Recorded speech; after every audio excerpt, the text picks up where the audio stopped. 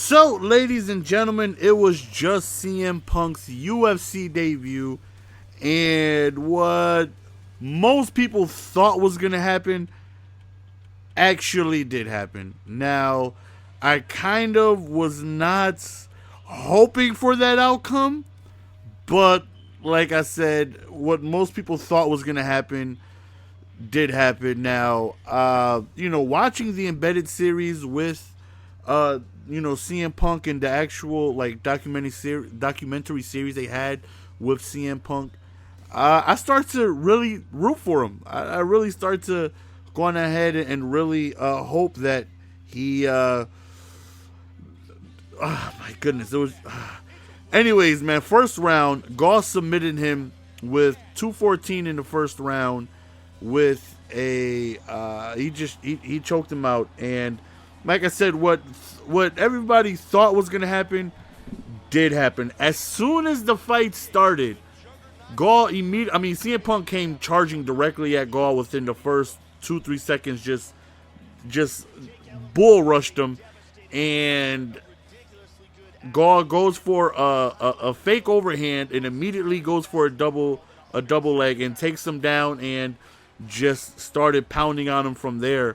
And unfortunately, CM Punk didn't get an opportunity to fight on the feet, got taken down immediately, and he was in trouble from as soon as the bell rung. He was in trouble the entire fight.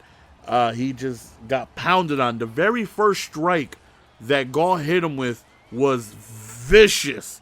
I'm talking about he took him down, and he postured up for a quick second and laid down a punch with such viciousness. Oh my goodness.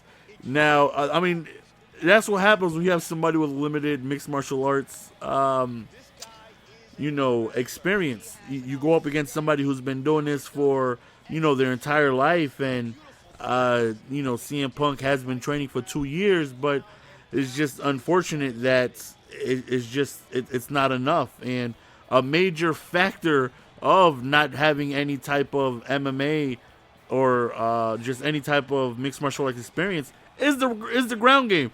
I mean, let's be honest, anybody can get lucky and just and throw a punch and land, and you can knock somebody out. So they always say the saying is a puncher's chance, right, or puncher's shot. So Gall knew exactly what he had to do. He had to take him down to the ground. He has limited experience there, and I believe Gall's a brown belt in jiu-jitsu, so he's just going to go on ahead and basically just bring CM Punk to his weakness. I mean, in 2 years, it's tough to go on ahead and really build up enough experience to really, deal with somebody who's a, real MMA artist who's been doing it, their entire life. So just a tough debut. Didn't really get a chance to see what CM Punk could do in a striking game. Didn't really get an opportunity to see anything. He was just taken down, snap of a finger. When I say immediately, I mean immediately. Now, CM Punk said in the post-fight interview that it's not his last. He definitely doesn't plan on this being his last. So we'll see. What type of fight he may get next. We'll see if Dana White is gonna keep him on. I know Brock Lesnar had other opportunities. I know there's people like what's his name, man? He fought in UFC 118 against Randy Couture. The James Toney, lights out Tony, had just one fight and that was it. He wanted to continue, but Dana White wasn't having it. I mean, I'm interested in seeing CM Punk some more. Like I said, really following. I don't know much about him from wrestling. Never really watched wrestling in the past 10 years. So I know he turned out to be like a mega superstar. So I really didn't know anything of him, but just watching him in the embedded series and watching the documentary that they had on him on the UFC YouTube channel really had me pulling for him. I was really, really pulling for him, and it just sucks to see the fight end so quickly and in a way where we really didn't get to see his training pay off. I mean, you take a look at the footage on the UFC channel of him, and he works hard. You know, he definitely puts his time in the gym, working hard, working a lot, and unfortunately, we just didn't get to see any of it pay off. It just ended so quickly, and the takedown happened so fast, and it's just unfortunate. Now, Mickey Gall, I'm starting to like this kid. In the post-fight interview, he goes on ahead, he calls out Sage Northcutt, and I think that right there would be a really, really, really interesting fight. The more I watch Gall, the more I'm starting to like him. And we'll see. I think if that fight happens, that's a real good, interesting fight. Gall against Northcutt. We'll see if that happens. I'm pulling for that. I'm actually hoping that happens. So,